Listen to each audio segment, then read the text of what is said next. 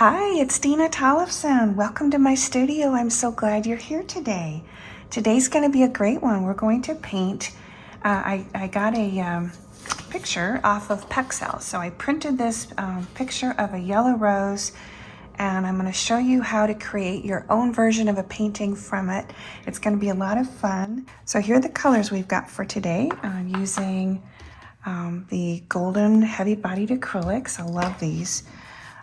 So here's titanium white, we've got yellow ochre, primary yellow, diarylide yellow, Indian yellow hue, pyrrole orange, dioxazine purple, French ultramarine blue, and Mars black. Brushes for today, I just grabbed a bunch of brushes that I thought might be helpful. Some large wads. This is a 1-inch wash brush. These are all golden Taklon, which means that it is a synthetic. Great to use with acrylics, easy to wash, that type of thing. So the only big things that you need to know is you need to have like a brush that's the right proportion for your size of canvas that you're going to paint on. This one is a 16 by 12, so I'm using brushes about this size. If you're using a much smaller canvas, choose smaller brushes. Bigger canvas, go with the really big brushes. The one thing that you are going to want to be sure to have, though, is a liner brush. And this is for details, and it's really super important to use when you're signing your name at the end. Okay, so then I've got a stack of paper towels here, and also a palette knife for mixing paint, a couple of buckets of just clean water. And then today we're also going to be using acrylic satin medium. So this is a golden satin glazing medium. It's really wonderful. You add this in and it makes your paint more transparent. So we can use that towards the end when we're putting in our details. All right, so first thing I want to do here is mix up a little bit of the blue and a little bit of the yellow ochre. Let's make a couple of colors that we can put in an underpainting.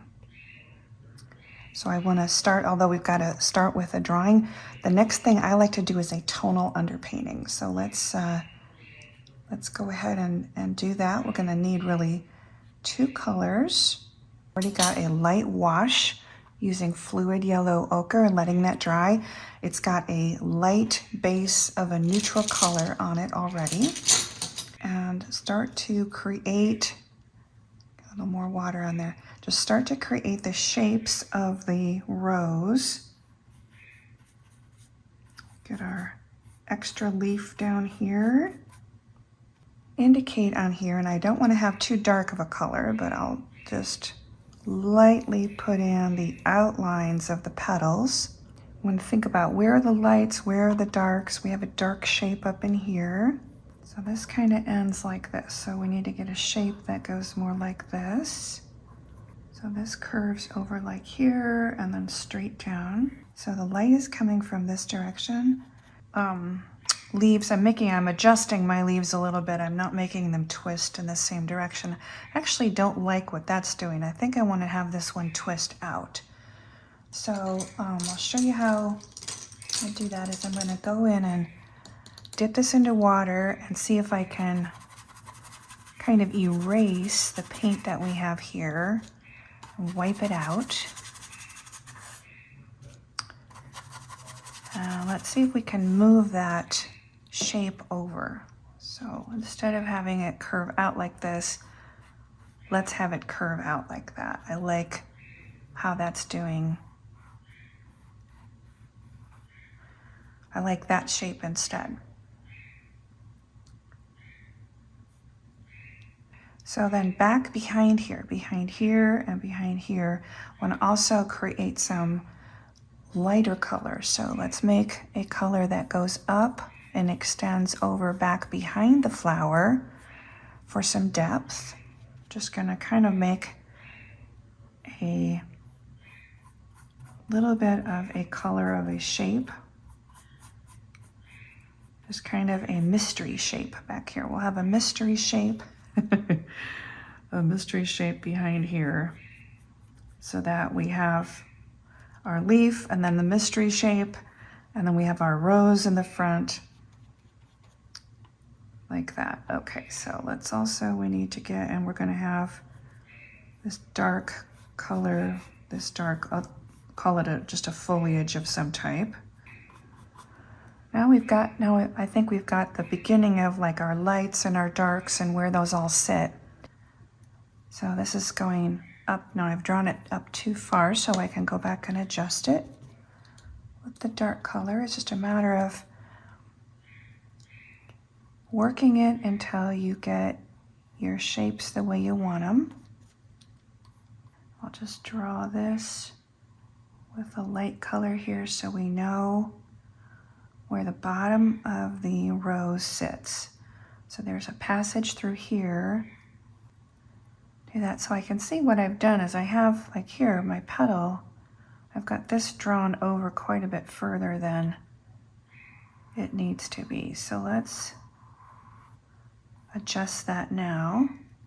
And this needs to come like this and go right into that. All right, so next step is when you've made your adjustments and gonna start in with your color next, the next step is go ahead and let this totally dry. So you can use a heat gun on it and heat gun dry it like that, or you can just let it air dry and then come back after say 15-20 minutes. So I'm gonna do that now. I'm going to let this dry and then I'll come back. All right, so now that we've let this totally dry, well, at least dry a little bit, dry to the touch. So I know it's dry because I can put my hand on it here and nothing comes up onto my hand. So it's dry enough. The next step is because we're dealing with the color yellow, you can see that this yellow is super transparent. So here's in comparison, let me show you what, like for example, phthalo blue yellow shade. You see how a little bit of the paint on top of these black bars, how transparent that is? So we have to do like, and then black, this Mars black, look how opaque that is compared to how transparent this is. So when we deal with a color like this yellow, it is important to make sure if we want it to be light and bright, we're gonna need to do something to make sure that this area is as light and as bright as it can be. So in order to do that, we'll need to do a preparation below here. We need to create a super white light base and we'll just tint it with a little bit of that yellow.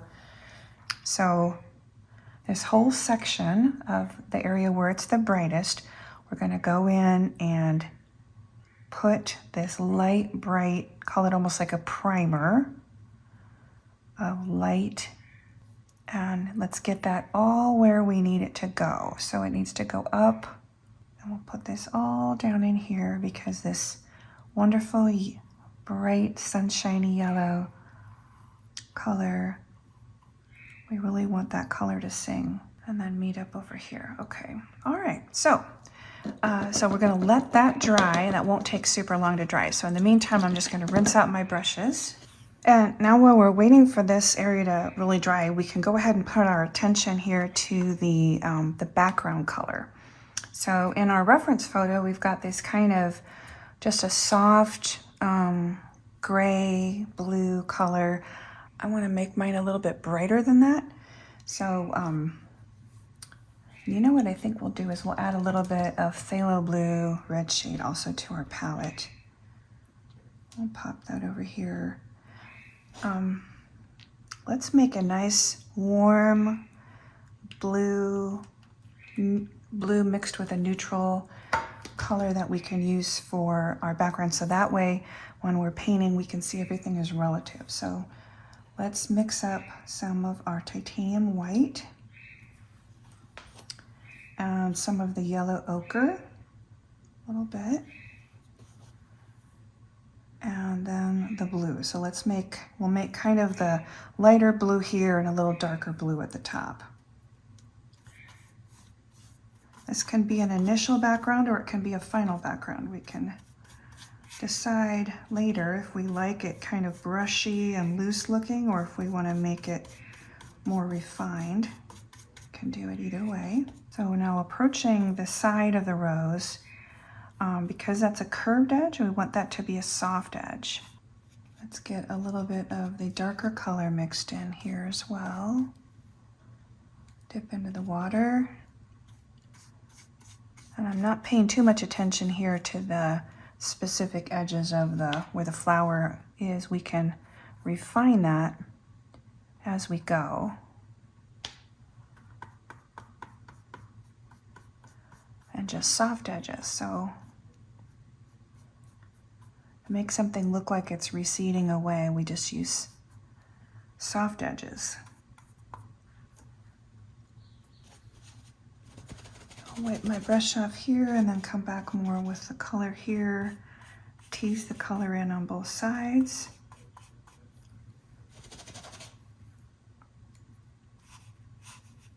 Like that, just really soft edge. So it's just some kind of random shape in the back. And just a touch of Mars Black. Let's come back in and just lay on top the area that we already have that's nice and light and bright. And let's go to our darker green and to kind of gently transition between the light and dark areas. I'm just going to squint and look and see where do we have this color. I see a little bit of the diarrhea up at the top and down in this area as well. Now our Indian yellow, which is this one here, this is that little darker color. We'll get that all over here in the area where it's dark. You can see here we need to darken this side as well. But since we've already established a dark area with our dip in the water, since we've already established a dark area with our underpainting, this layered effect will peek through. So we'll see some of that peeking through from the other side. So here you can see where we didn't have the dark color, and so it's not quite as dark. So we're starting to create some depth that way with the layering. Now up in this section, let's use some of this primary yellow and get a nice bright light effect. Let's get our lightest, brightest yellow colors. So you can see how bright that yellow will look because we first put the area, we primed it first with this light, super light color. And we can get this yellow all over here and then come in with diarrhea yellow and shade it a little bit. So now with the diarrhea yellow over in this section. All right, I want to adjust this edge a little bit. I've got a little bit too much of a curve on it. Let's go ahead and adjust that a little bit. All right, so now I'm back and everything is really totally dry. So the next, here's the next thing that we get to do. Now that this is totally dry, we get to use some of our acrylic glazing medium. And what this will do for us is this will allow us to build wonderful layers, but instead of when we put the color on, it's gonna be like thick and opaque and that type of thing. When we do this, we can create subtle details and create even more wonderful layering. Glazing medium close. Shake it first before you put it on, and then also use a palette knife when you mix the colors. So the first thing I'm seeing that I want to do is I see that this is much lighter than this is. So the first thing I want to do is go back over with this light color and lighten this even further. So let's add some glazing medium. Dry the paintbrush off, and so we just have a damp paintbrush and we dip it in to the glazing medium, and we're going to be able to go in and create a layer, and then we can layer yellow on top of that. So we're going to lighten this up here. So here when we're putting this on, I want to make sure we don't have specific brush marks where we don't want them. So French ultramarine makes a beautiful, because it's very transparent, ultramarine blue makes a wonderful glazing kind of effect because the more transparent the color is, it makes a wonderful glaze. Pyrrole orange is also a great one to glaze with. So is diarrhea yellow. You can see that Mars Black, because it's so opaque, is not really great for glazing. So when you look, you want to pick your colors that are especially transparent. So dioxazine purple, you can glaze with that, but you have to be careful because it's very opaque, so that it doesn't glaze as easily as something like the ultramarine blue does. But let's go ahead and do a little glazing with ultramarine blue. So I'm going to take a little bit of the paint and then mix it in with our glazing medium. So we're going to get that in here.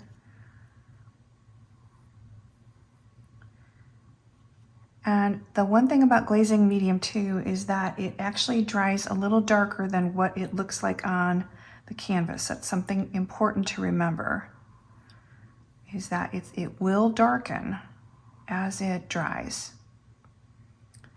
So I love to use a variety of colors and use some dramatic colors whenever possible. I feel like the more drama we have, the better. So let's get the purple going.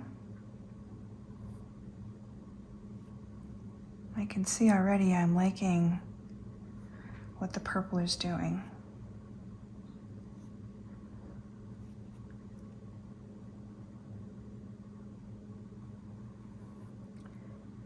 And when you're working on your own roses, you want to put purple in your painting, you can do it. You can do, because it's your own work.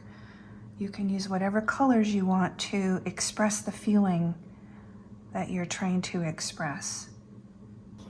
Back here in this corner, so we can glaze a little of the orange. And again, this pyro orange makes a wonderful glaze. Let's go to this corner here.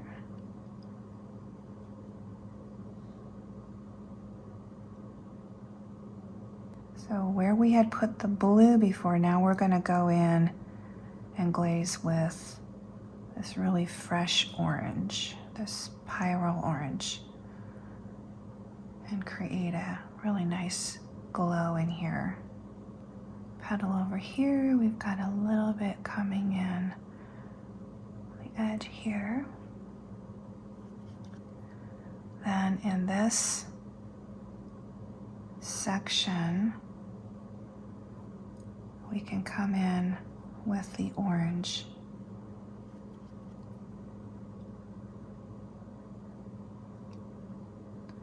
And really kind of make this dynamic here.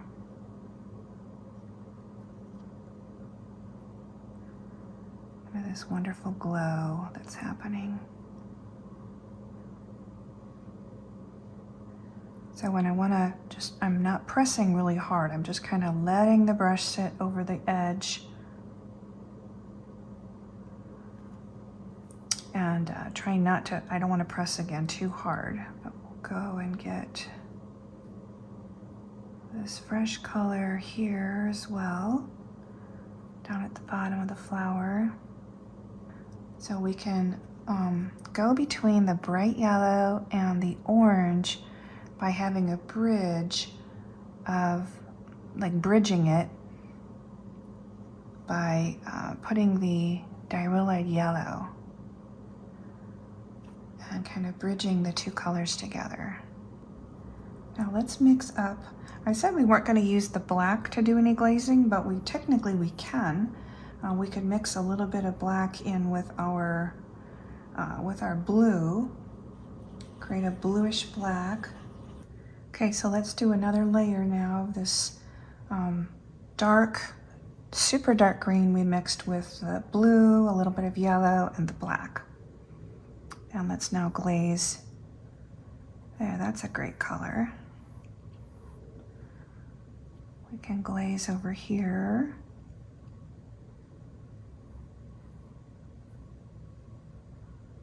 With this dark color.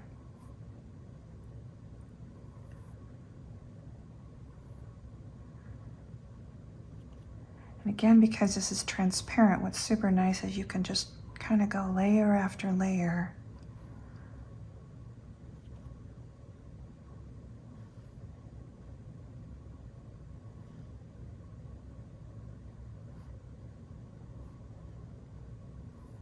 And then the layers just build up. We'll add a little green onto here.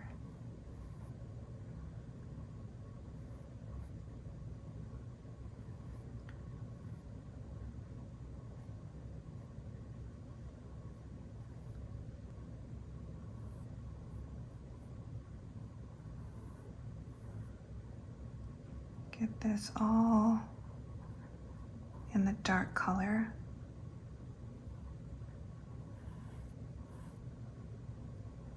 Now while this part is drying, what I'd like to do is work some more on our sky, and we can create more effects by, let's add some of the glazing medium and then add some more interest to our sky and some more depth by glazing some colors in here, some areas of mystery. And we can also add in some new colors. So taking a little bit of the French ultramarine and some white,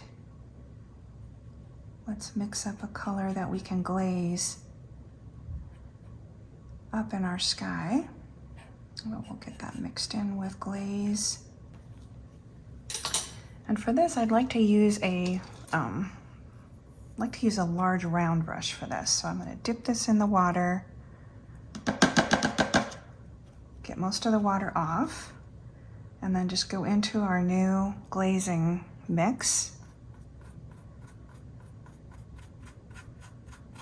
And kind of just put it wherever we feel like it would like to go. So let's get a little bit over here. I'm going to use a light touch with this. Just to make some additional colors up in our sky. I also like the way blue looks against orange, so that creates a nice contrast. This soft blue mixture, we can put that kind of really everywhere. All right, so now I have let this totally dry. I can tell it's dry because when I'm touching it, it's not sticking on my hands anywhere. So we can now do more glazing. So when people glaze, some artists will glaze 100 layers, 20 layers. It's up to you to decide how many layers you want to glaze. The more glazing layers you do, the more luminous, the more details you can create, that type of thing. So it's just really a personal choice. So I'm going to mix up, I thought we could mix up a little bit of this yellow ochre, big round brush, and do a little bit of glazing with this one. So a nice large brush, glazing back over this part of the flower. And let's kind of maybe just give this whole, we can give this whole section a coating of yellow ochre. I like how that's bringing all those colors together. This nice neutral yellow ochre. Over here, let's lay that on top. When you glaze one lighter color over a darker, it gives a different effect than if you just mix the color up in between. It actually creates kind of a nice nuanced effect. We'll get that color right up to the edge where it meets with the bright yellow. So here we need to have a little bit brighter, lighter color, so we'll come back in with diarrhea yellow and glaze with that. So once you glaze something, you can also put just straight paint back over the top of it too. You don't have to just stay with you don't have to stay with glazing. If you're glazing, you can put straight paint right over top. And coming down this way from this direction, and we can scumble a little bit. So scumbling is when you put a little bit of dry paint over a dry surface. I'm moving it towards the center. So the center here, we can scumble a little bit on here as well. So we have an edge that needs to go like this. So we need to come over here and have the light, because the light's coming this way. So we have some light right at that junction coming through there as well. We can scumble a little bit of the yellow, the bright yellow here. All right, so now I've actually let this dry overnight. It's a new day. I want to go in and continue this process of glazing. So glazing and scumbling. So starting here with a filbert brush, let's just go in and grab a little bit of our lemon and scumble. So that scumbling process again is a process where you're taking dry paint and laying it over the top or kind of scrubbing it in. Let's get a bit of a highlight going here, which is straight titanium white. So scumbling is a process where you're just basically going over some existing dried paint with very dry paint, it's also called dry brushing. And this process here is where you can really go in and define and refine your details.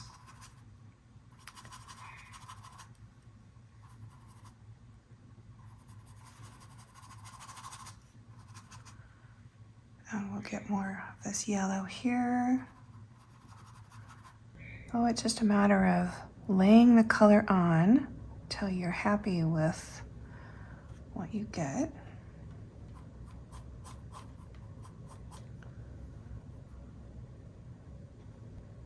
Oopsie. Oh my goodness, look what I did. I got paint on myself and didn't even realize it. Oh dear. Okay, well, I have a paint problem.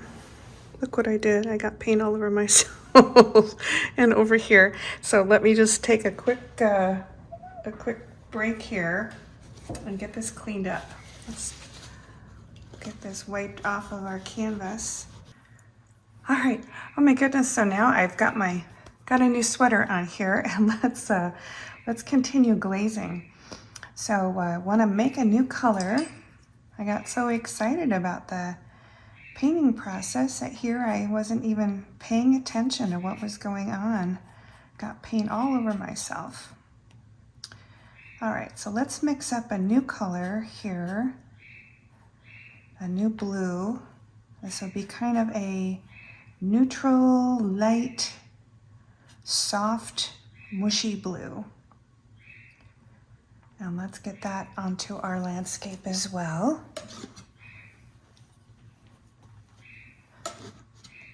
Our landscape, I guess the sky or the landscape area.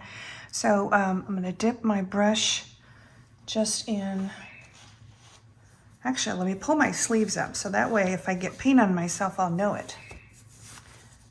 Okay, dipping the water in, dipping the brush in the water. We're going to use a large round brush for this. Let's go over the area where I inadvertently got that blue paint, the dark blue paint.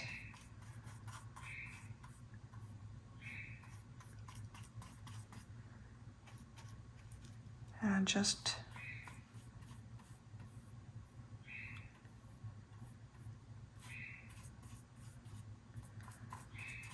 adding this light color in wherever we want to get some light. All right, now I'm going to add a little bit more glazing medium, quite a bit more glazing medium. And let's come back over that with just some glazing medium. So we're going to really just get a soft blend by blending more glazing medium over. We want those colors and the layers that we had below that to peek through still. And when we use glazing medium, it's pretty transparent. In fact, you can just, I'll put some directly on the canvas. You can blend and just layer as much as you want. directly on here. And if you get it where you don't want it, like I got it over here on this, actually just lift it off if you get it where you don't want it.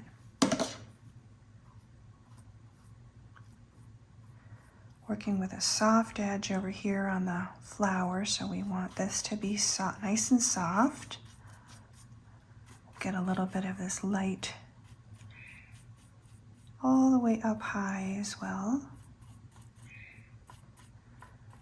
I'm going to move my brush in a way to different angles.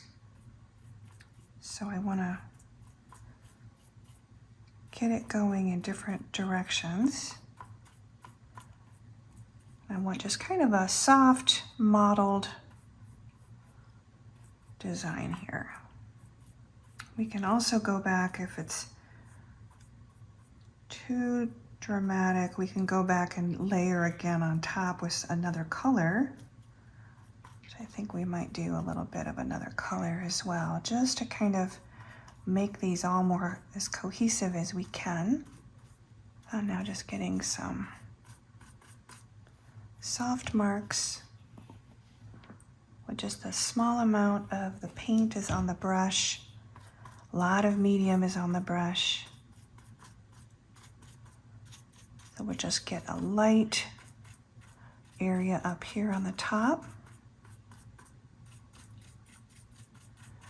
I'll say this glazing medium is certainly a lot of fun to use. Now I got some down here where we didn't necessarily want it, so let's see if I can scrub that back off, or we might just leave it as a happy accident.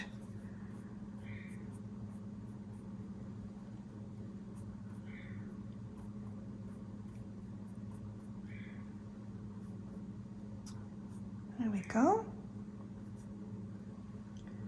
I'm going to push that object further into the back and make this project up further. I'm going to get a, this is a chisel blender, just a short little bristled brush, but dipping into the water. We're going to go and use, for these details, get the paint a little bit like an inky kind of consistency. I like these little projections that are coming off of the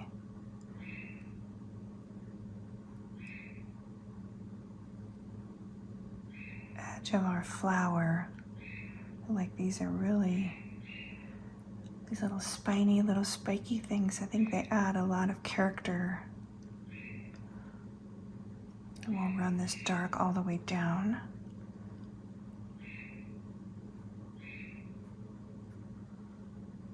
Connecting the darks.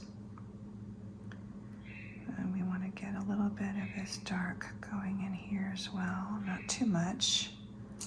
Take a dry brush and rub off the extra, just a small amount of this color here. Some more of these spiky elements. And I'll connect these darks again. Oops, this one. It's a little bit too, we're gonna get rid of some of that color there. There was a little bit, this one is a little bit, don't like what that one's doing, so we'll just get rid of that entirely and paint over that with a little bit of our yellow. So if you get one where you don't like it, you can just always, of course, get rid of it too. Here,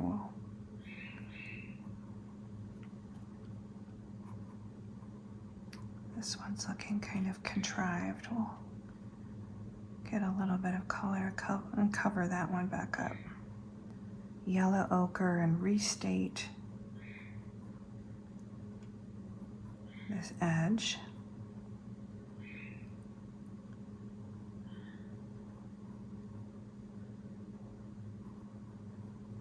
Just very subtle, trying to get just a subtle edge.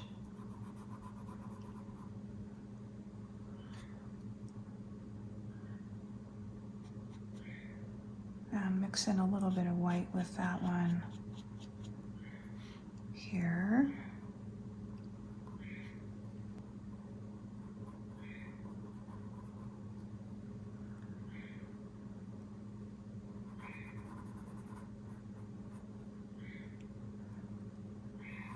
and get some of these highlights here. Where we see a highlight, you can use that yellow ochre with a tiny bit of white and do a nice little glaze highlight for some detail in here.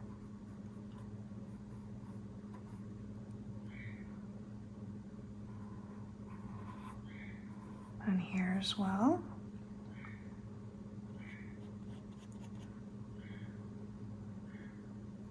Trick with highlights is you want to have it be dramatic but not overdone.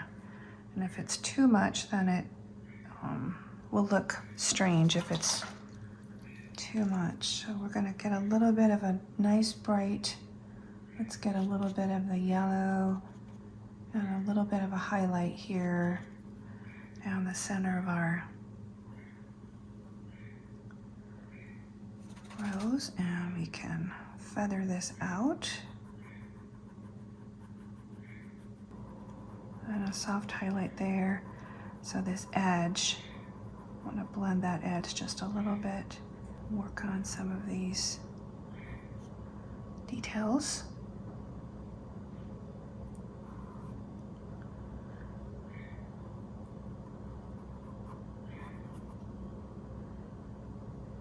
And as this dries too, it'll have its own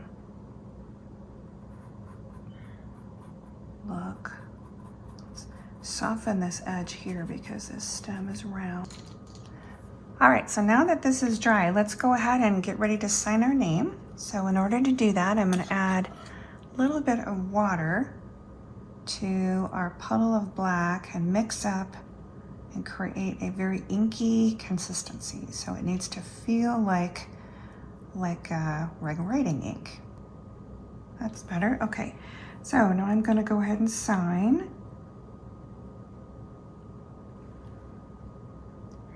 And we want to have our paint be at a nice thickness, not too thick, not too thin, kind of ink-like inconsistency. And using this liner brush, there we go. Well, I hope that you've enjoyed today's video. It was great having you here today in my studio. So I hope that you'll come back again and see me soon. Till next time, this is Dena Tollefson, and all my best to you. Bye-bye. Thank you so much, my art club members. I appreciate you.